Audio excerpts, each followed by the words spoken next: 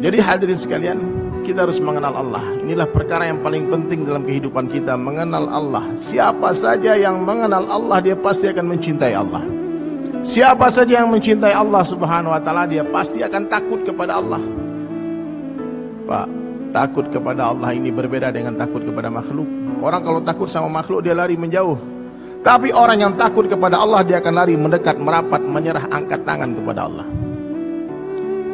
Maka hadirin sekalian, supaya kita bisa kenal dengan Allah, sibukkan diri dengan Allah. Sibukkan diri bicara kebesaran Allah, mendengar kebesaran Allah, memikirkan kebesaran Allah, melihat kebesaran Allah. Barulah kebesaran Allah, hadirin akan masuk ke dalam hati kita. Hari ini kita sibuk dengan dunia, sibuk dengan teman-teman, kenal sifat teman, sibuk dengan keluarga, kenal sifat keluarga, sibuk dengan ternak, kenal sifat ternak. Tapi itu bicara Allah susah banget.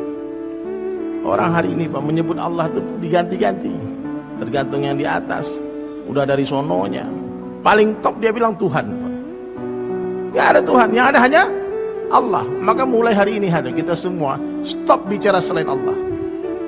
Qul huwallahu ahad. Katakanlah Allah itu ahad. Gak ada yang serupa dengan Allah, tidak beranak, tidak ada peranakan Allah, tempat meminta, tempat bergantung. Maka siapa saja yang mengenal Allah, saya yakin Pak, ketika sifat takwa dan tawakal masuk ke dalam hati kita semua, kita tidak ingin lagi orang tahu masalah kita.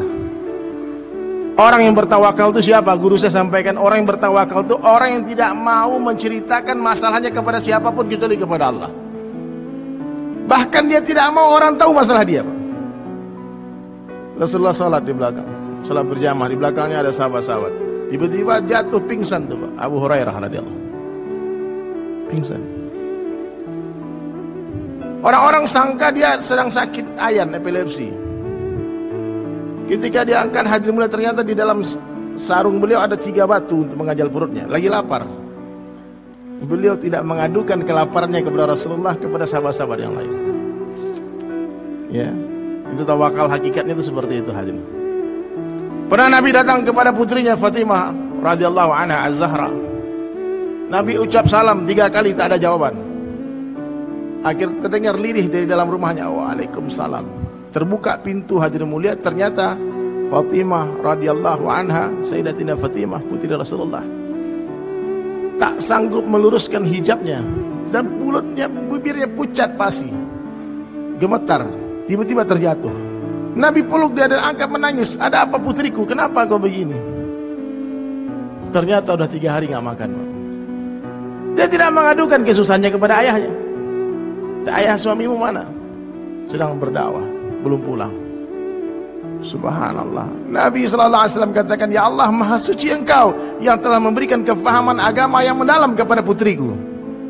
Kita hari ini Pak ada masalah dikit langsung cari orang kaya, pikir siapa yang bisa bantu saya, bank mana yang bisa tolong saya, dukun mana yang bisa bantu saya. Aina Allah, mana Allahnya. Maka mulai hari ini kita latihan Pak, memperbaiki iman kita. Ini iman ini penting Pak. Yakin sempurna yang berkuasa hanya Allah saja. Titik, tidak ada komanya Pak. Yang berkuasa hanya Allah. Selain Allah tidak punya kekuasaan. Selain Allah ini makhluk. Semua makhluk dikuasai oleh Allah. Presiden tak punya kekuasaan, gubernur tak punya kekuasaan, wali kota, bupati tak punya kekuasaan, pak camat tak punya kekuasaan. Jangankan menguasai orang banyak, menguasai diri mereka, mereka tak mampu. Hanya Allah satu-satunya zat yang berkuasa mutlak. Itu iman Pak. La ilaha illallah. Hanya Allah yang menciptakan, selain Allah diciptakan. Hanya Allah yang memelihara, selain Allah dipelihara. Hanya Allah yang memberikan rezeki, selain Allah diberikan rezeki. La ilaha illallah. Kita tidak berjumpa, namun Allah jumpakan kita. Kita tidak berpisah, namun Allah yang pisahkan kita. Libatkan Allah dalam setiap aktivitas, setiap perkataan. Itulah tauhid, itulah iman. Kita tidak duduk, namun didudukkan oleh Allah. Ya Pak. Jadi beda orang-orang musyrik dengan orang mukmin itu bedanya mudah membedakan. Suruh dia bicara. Orang musyrik tak pandai sebut nama Allah.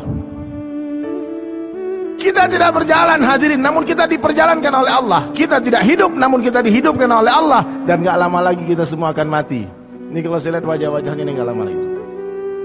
Ya Pak. Gak lama lagi. 60 and 70 years, 60-70 tahun. Ada yang 100 tahun umur di sini? Gak ada. Ada? Jadi hadirin sekalian, kenali Allah, ini perkara yang paling penting dalam kehidupan manusia, iman. Ketika di hati ada kebesaran Allah, hadirin sekalian, ma fi qalbi ghairallah. Tidak ada makhluk di hati, dunia di tangan, di hati jangan. Nah, mobil taruh di garasi, jangan masuk hati. Istri disayang saja, jangan masuk hati. Di hati hanya Allah saja. Berat ini Pak. Mengeluarkan makhluk dari hati ini berat. Mengeluarkan anak yang cakap-cakap, yang pintar-pintar dari hati itu berat. Nabi Yakub alaihissalam punya 12 anak laki-laki, 12 orang anak. Satunya gantengnya kelewatan. Siapa namanya? Yusuf.